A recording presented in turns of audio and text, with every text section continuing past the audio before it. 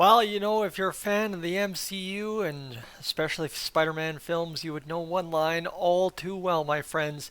Expect disappointment and you'll never be disappointed. And as a guy who always loves to get his hopes up for the best, craziest possible stuff to happen, well, that's kind of the case today with the Edmonton Oilers and how they chose to activate Evander Kane. Folks, this is Additonally TV. Good afternoon. Welcome back to the channel as we get set to discuss today's big moves, or lack thereof, however you choose to view it, for the Oilers as we activate Evander Kane and get things back to status quo within the Oilers roster, re-adding one of our top players to the lineup. Before we get there though, friends, what I need you to do is I know this is probably becoming tiresome to some of the people that have subscribed, and gratefully so much appreciate it. But if you're new to the channel, I want you to consider hitting that subscribe button. Simply put, I mean, I'm not going to be 100% with all my takes, but ain't nobody 100% with all their takes. And two, I love discussing all the Oilers topics with everybody involved in the videos every night in, night out. And obviously, right, is you can't have a discussion if you don't have varying opinions. And that's what's so beautiful about having everybody hit that subscribe button. You can come back, check out every video, check out a couple videos, check out the videos that interest you.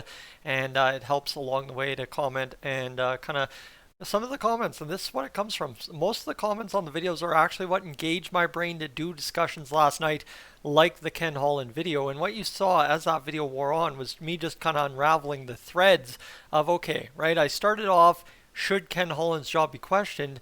Or is it, should Ken Holland's job just kind of be a little bit more closely monitored should results not be delivered this season? And that's kind of how 18 minutes unraveled on Additonally TV last night. So we now get to what Ken Holland has done with his job today. And the big topic in that Ken Holland video last night was kicking the can down the road to solve the cap issues later. And this is a discussion I had with Gillies TV, or Gillies TV from Clemhawks, however you view them on the channel here.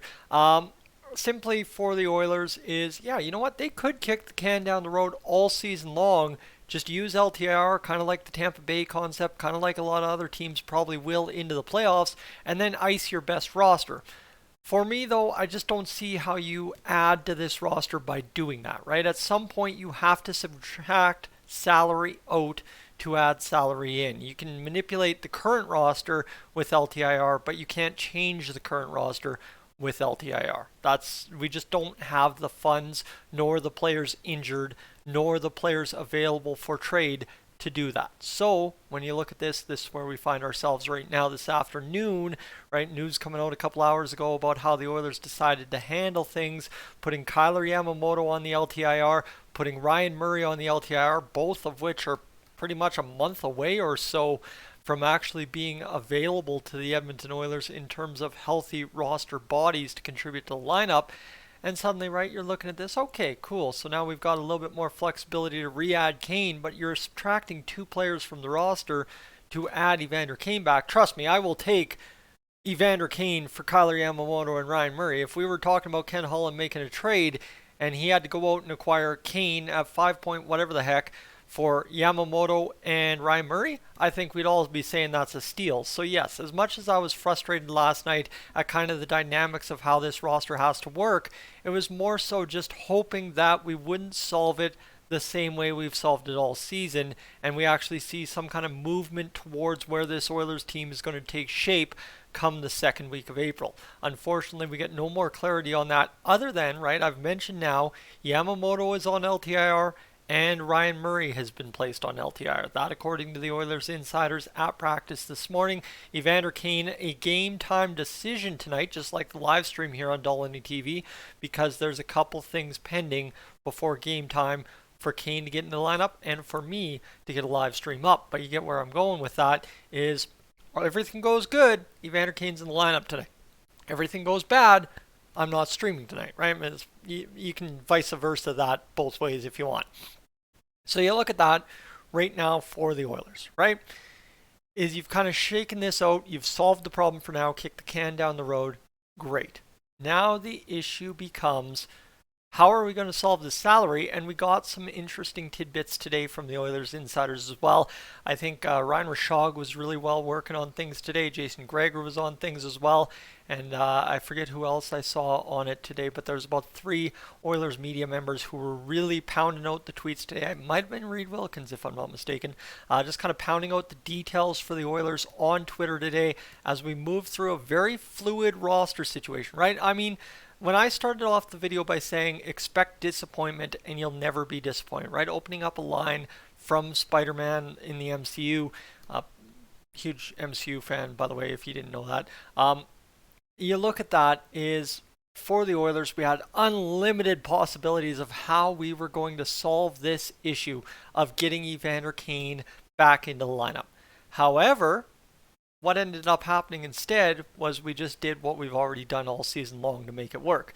So, right, that was the least exciting, least actionable on YouTube, least anything you want to say kind of video that I could possibly post. This one is the one that just, right, imagine if I got a trade. You've kind of seen what's happened with the views over the past 3 days here on Additonally TV and over at the Oilers Fanatic, is the excitement level, the eagerness to see what happens, and kind of the anxiety level is showing up in the view numbers because people are starving for kind of information on what the Oilers are going to do. Now, obviously, too, I think a lot of people would say, well, I mean, how could you not expect this outcome? And that's fair.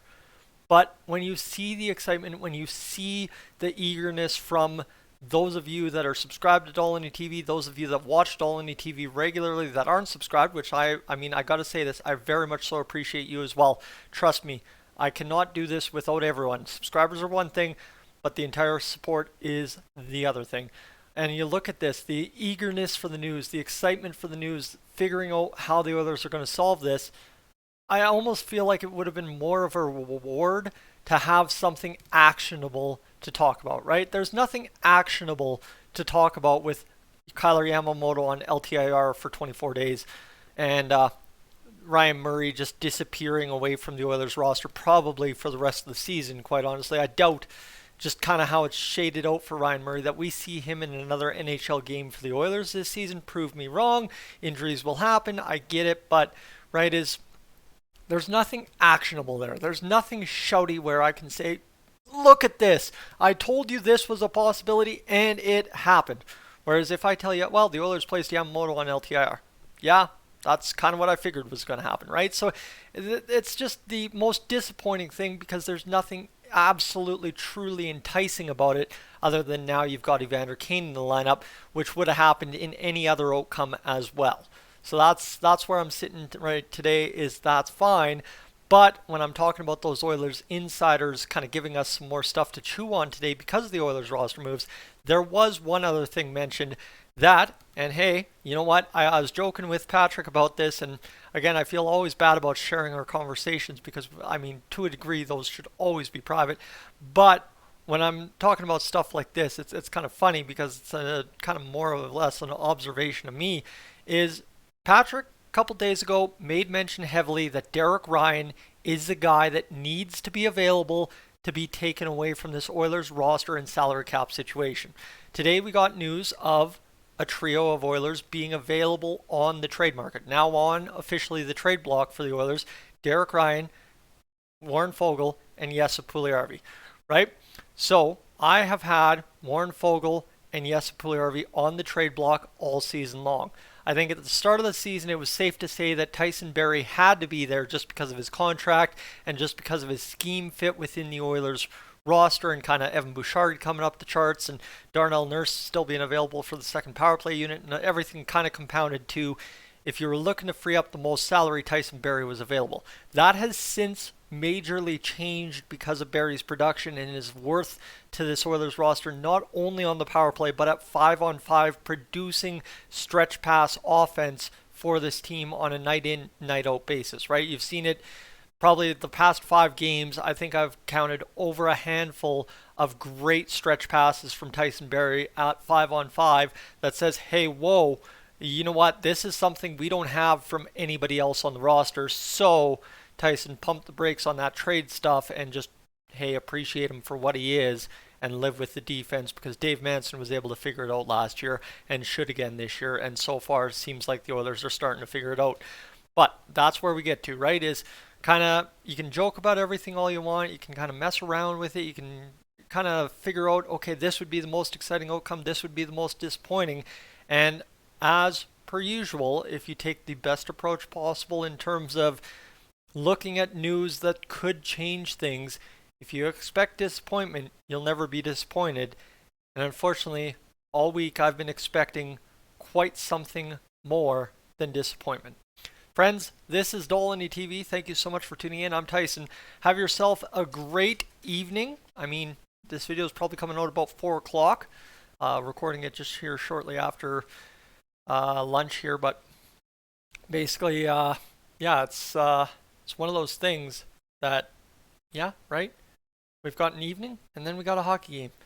And in between that time, I got to get my car in for maintenance. So we'll see how the live stream comes together, my friends. But hey, have no fear. We're going 5-0-0 tonight on nights. I drink BioSteel on game days. I'm up on out of here.